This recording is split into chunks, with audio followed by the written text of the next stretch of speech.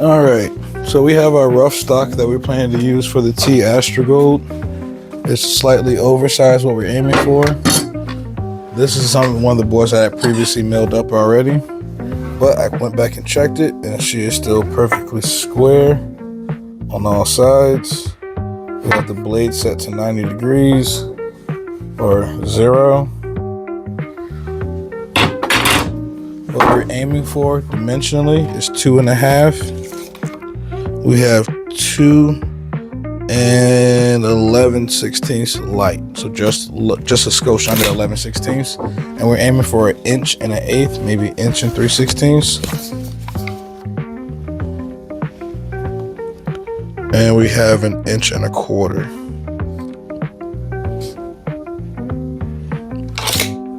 I could leave this at full thickness, but I am just going to take a slight blade off one side.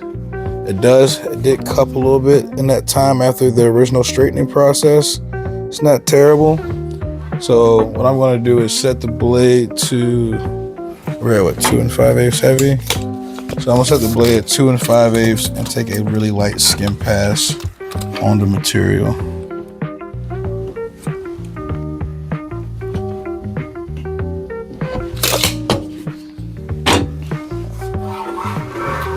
The blade needs to be raised.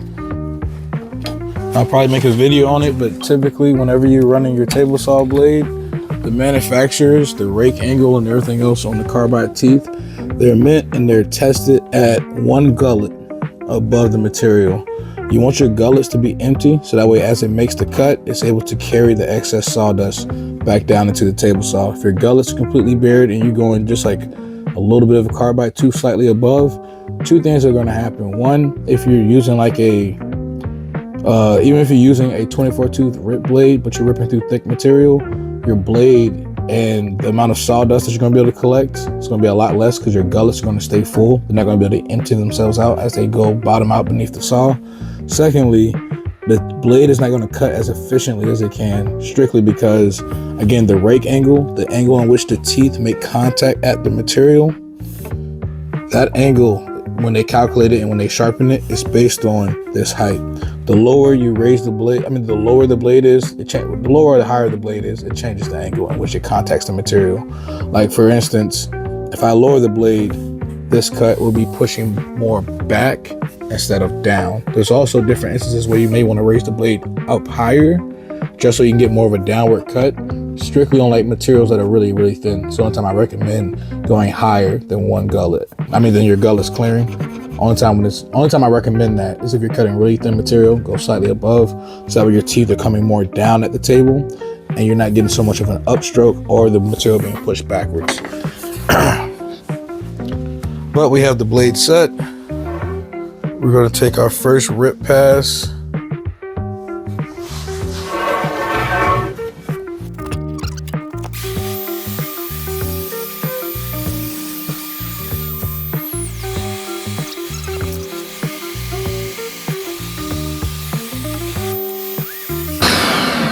Based on my drawing back there, my next cut needs to be 1 3/4 inch over. That way, and that is 1 3/4 inch over to this side of the blade.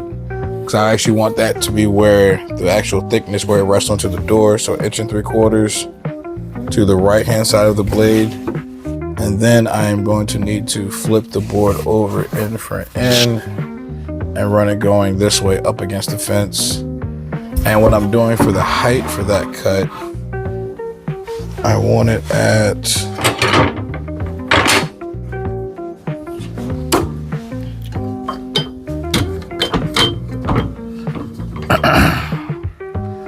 I can tell that one is my high tooth.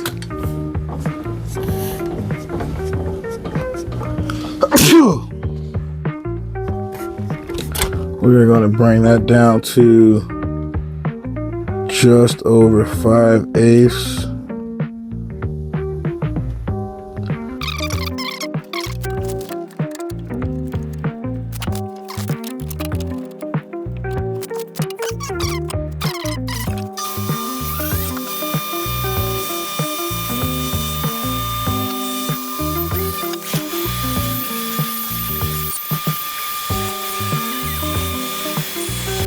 Yeah, that works. One thing I am going to do is actually route this before I cut it. Now I'm just going to use my trim router. Make sure it's still in frame.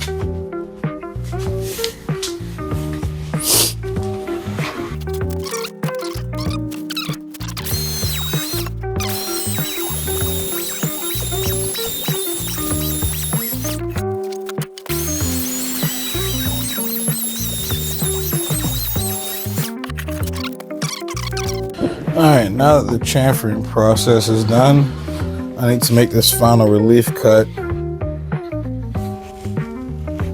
And I need to set the blade height.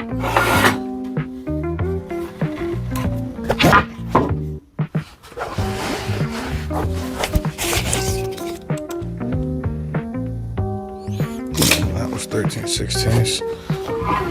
So what we're going to do is actually move this board directly to the side.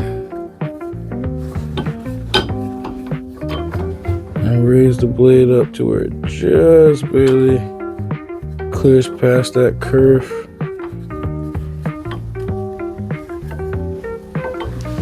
There we go. Now what we're looking for is a 13/16 fence width.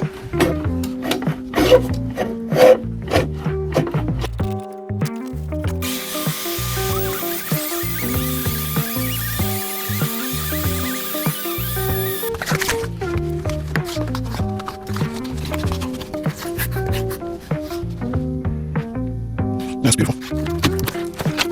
Well, as you guys can see, we have fixed the issue that we had. We made a new Astragal molding. One thing I'm debating on is if I want to chamfer this out, I might bigger out a bit, leave this on where it is, but then get how it feels to be the same as this. But then I'll like a concrete chamfer on that side, so I might leave it symmetrical. How much is this? Like 7 inches? That's just over 3/4. Over there right there, the size for like 1/4 to 3 years. That's a 1/2 inch. No, I'll leave that. We're going to stand it up, then that's a nice thing to go to the door. Awesome, awesome. Alright guys, we're back here. I'll probably just take my glasses off. I don't know what they look like with the light shining. But we got the Astragal piece all milled up, and we've sanded it all the way up to 320 grit along with this door surface right here. And from my earlier measurements, I need to have the piece 5/8 from the top and a 1/4 inch from the bottom. And what we're looking for is to get this rabbited edge perfectly flush with the edge of the door. So as we apply the glue, we're going to work our way down, make sure we have the margin at the top and the bottom, and then apply clamps and make sure we're flush to this edge here. If I need to grab more clamps, I will. I probably should find my glue brush actually, instead of spreading this by hand. The shop is in a bit of disarray. If you guys caught earlier in the video today, my electrician's been here for 2 days. He's gotten most of the power and stuff ran. So once I'm not frantically trying to finish up a door at 10 o'clock at night, I will give you guys a complete update on the shop power. We should have power in here come Monday. Today is Friday. Today is Friday, March the 28th. It's currently 10 o'clock at night.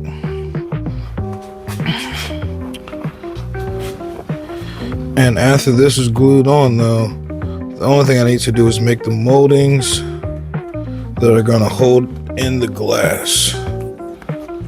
Debating if I'm gonna cut them all and actually install all the glass tonight, or just have the moldings made so I can install on site tomorrow. I more than likely will cut and install tonight just to make the day tomorrow as easy as possible, because not only do we have to install this beautiful door, we have to remove one. And I personally don't want to run out of time and not have his door and everything installed, at least cased on the inside, because we are going to come back to the shop to make some custom moldings for the outside. But I want the door in the hole perfectly centered, and then I'm going to take those measurements. Unlike a house that has like vinyl siding or even a hardy plank or something like that, that I can just cut back because I want a larger casing profile.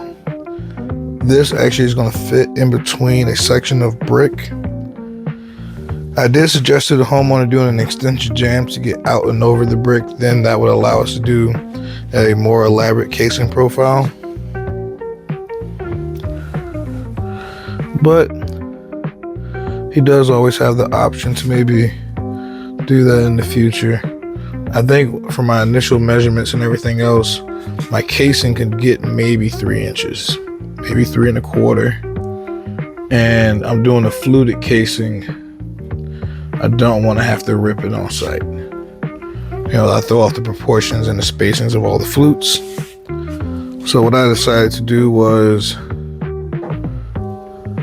get the door installed, get it perfectly centered, case the inside, you know, spray foam, all that good stuff.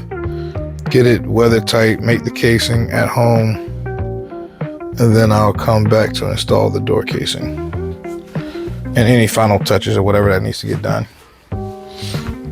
So where's my tape? I just had it right here.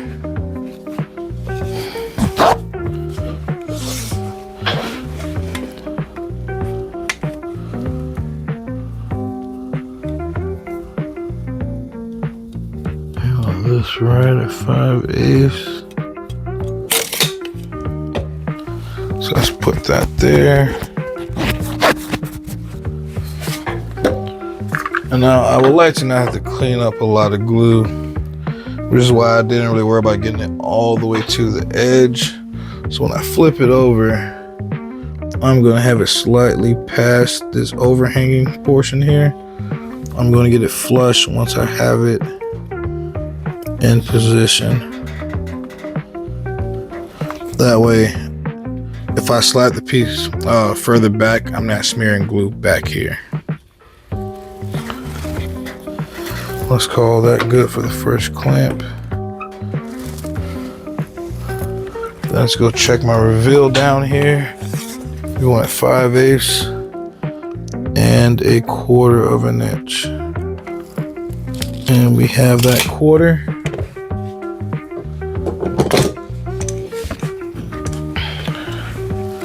So let's get this nice and flush.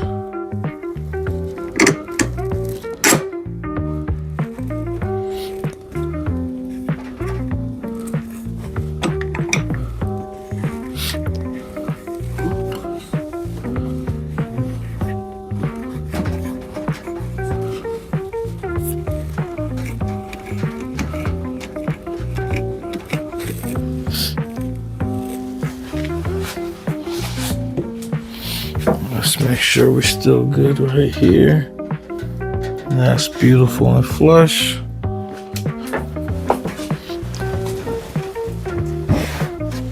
This needs to go back a fuzz.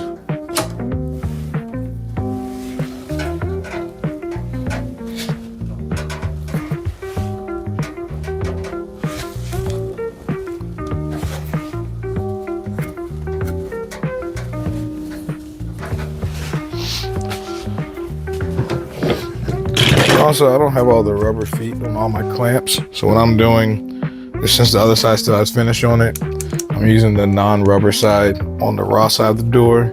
So if I do have to do any more touch-up sanding, at least I'm not re-sanding finish off. Ideally, I should only have to apply finish to this portion of the door, and it'll be back to how it was before I had to plane this section off.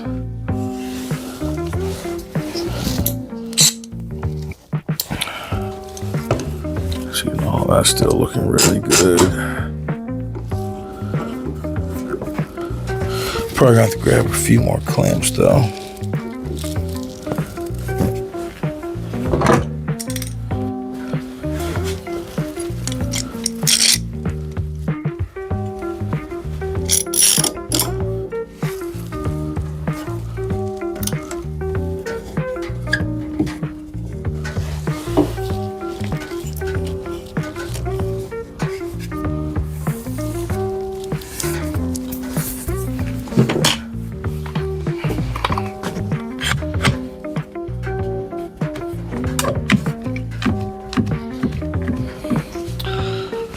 Yep, that's essentially the gist. I'm gonna throw a few more clamps in some of these spaces, wipe up all the excess glue, and once this fully dries in about an hour or so, I'm then going to go test it on the door.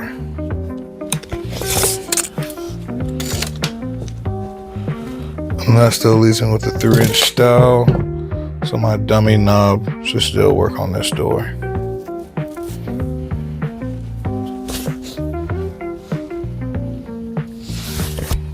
Alright.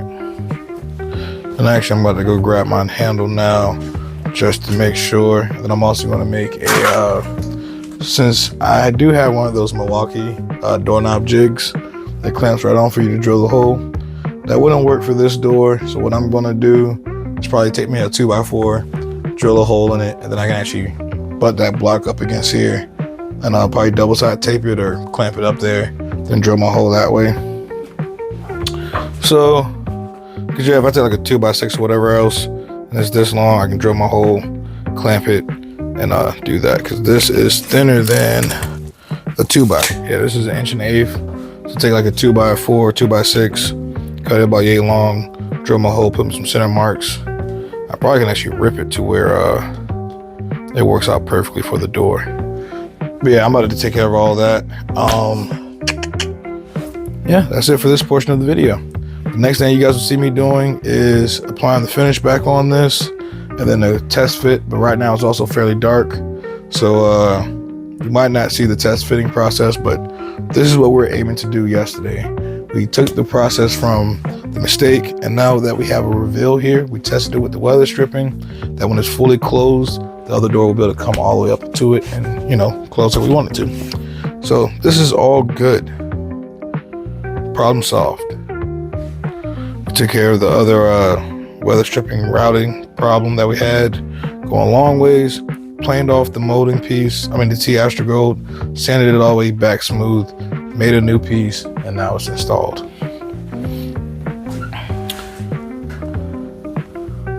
Yeah, I got a little bit of squeeze out. So yeah, let me take my rag and actually, let me go and grab my other clamps, clamp this up all the way, then I'm gonna wipe off all the squeeze out that I see, then I'm gonna go test fit it back on the door, then I'm gonna take it back off, make the moldings for the, actually once it's done drying, I'm gonna flip it over and take the measurements for the moldings, rip all the pieces over on the table saw, then go test fit it. And then once I know all that works, then I'll come back with both of the doors off, cut all the glass moldings, drop all those in. Looks like I have a long night ahead of me. So I'll probably, switch over when I'm making the moldings for the glass, but probably not. I don't really think that's something that you guys really need to see. It's just gonna be probably just a small 3/8 by 3/8 molding with a chamfer on it. So then I'm just gonna miter, around the picture frame section. I might give you guys a panorama when it's done, but again, we lost daylight. It's 10 o'clock at night, so it's fairly dark out here. And I don't have the lights up yet, but I can actually show you guys what we've gotten done as far as electrical. This is besides the woodworking, but we have the wiring ran for my lights. There's going to be 6 lights in here, 1 there, 1 in between the fishing rods, 1 here, 1 there, and then 2 more in the back. And what we're doing is, these are like the 42-inch light ballast LED ones from Home Depot. They say they put out like 3,400 lumens, so I figured 6 of those in here and 1 in that back room. So for the first time ever, when these doors are closed, I'll be able to step in there and see. And what we're looking at doing is, we have a sub panel here. We're gonna run main power from the laundry room inside, feed this panel. We went with a 100 amp service, and I believe I have it set up for, if I can zoom in on we're doing 4 20 amp circuits. We're gonna have 1 dedicated 20 amp for my large compressor in the back that kept tripping on my 15. And then I'm gonna have 1 20 amp circuit for all my various wall tools, being the planer, bandsaw, drill press. That's all gonna be 1 20 amp circuit. But again, I'm never gonna be running multiple tools at the same time. So the planer and bandsaw and all those things will be fine on that same circuit. And then I'm also gonna run a dedicated circuit for the table saw. And then I'm also running a dust collection circuit. So what we have here is, that's one of the 20 amp wall circuits down at the bottom. up top, that's going to be where my dust collector is. So that's actually the dust collector circuit. And then over here I have wall outlet, table saw. What was that third one? Wall outlet, table saw, and I guess that one is also dust collection. Yeah, dust collection, because my MIDI, Festool MIDI stays down there. So the MIDI will plug into the dust collection outlet. My radial arm saw will go into the wall outlet over there. Over here, the planer will go into the wall outlet socket. I have one for the dust collector over there, because that's where the main unit's gonna go. But then over here on this wall, we have wall outlet down below. Let me pick it up a little bit. We have a wall outlet down below, and above it is the dust collector outlet, then another wall outlet in that corner. I still do have the original 15 amp outlet that's going to be there, so I still can plug in like small stuff. Then over here, we're going to have 2 wall outlets on the outside, and then the TV circuit on the 15. That's pulled from an additional 15 that was in the back of the garage already. Then up top, we added another outlet. That one's on the dust collector circuit, so the wind dust collector, the wind air cleaner, and all my vacuums will be on the same circuit. Again, I'm not going to be running all those things at the same time, but if I ever need to, I still do have like the table saw circuit over here. If I need to plug something in there, I can always do that along with my additional 15s that's existing already. So I have several other 15 amp circuits that are around the shop. So if I needed to run my dust collector, the air cleaner, maybe a shop vac to run multiple hoses or something to the table saw, I theoretically still can, because I do have outlets and power that'll be spread around the shop. And then we're adding a switch, a double switch there for the back, one that'll do all the lights out here in this bay. So we're hoping he'll come back Sunday and he will put the last switches in, run the switch legs and the travelers, and then he will be pretty much done until then they're gonna run power back to the panel, put the panel completely together on Monday, so then it'll be power to everything. And then after I hang the ceiling and the rest of my plywood, I'll have my lights up. So we're definitely making our way, guys.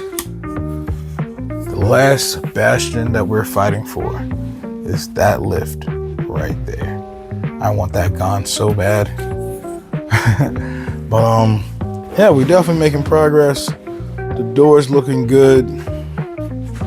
The shop is looking good. I recently had a barn door that you guys already saw. That was in here on this sawhorse. The other doors were all the way in the back, still on the door jamb.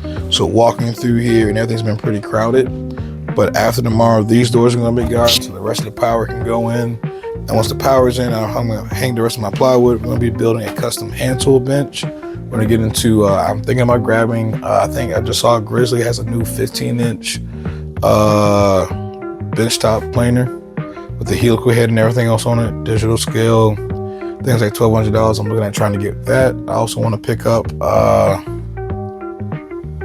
jointer. Probably just gonna grab the jointer. I was debating on getting the combo machine from Grizzly, but all the stuff I saw about the 12-inch one didn't really make it seem appeasing. And I want a new planer. I want one that can be comparable or better than the DeWalt back there. And the only ones I saw that were comparable or comparable was either the Find By tool, but no depth stop or depth gauge. So that kind of sucks. You're kind of just feeling for how much you need to raise or lower the carriage. And I don't like the idea of having a carriage lock that you have to lock, or if I leave it locked and try to raise the thing, I just don't like that kind of setup.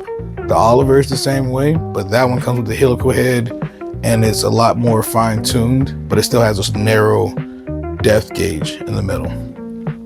But the Grizzly at $1,200 is like $200 more than the Oliver. It's about $400 less than the DeWalt with the bird Helix head already installed. You can get it for like $1,100 and install it yourself, but that's a nightmare. I'm not doing that. So I'm leaning toward the Grizzly planer, and then probably just any 12-inch benchtop joiner. Probably make some type of outfeed tables or something for it, so they can be a little bit more usable. But yeah, hope you guys have enjoyed. I might clean this up, throw a few more clamps on, wait 30 minutes, and then we're gonna delve into making the moldings and getting all the glass and stuff installed tonight Fingers crossed.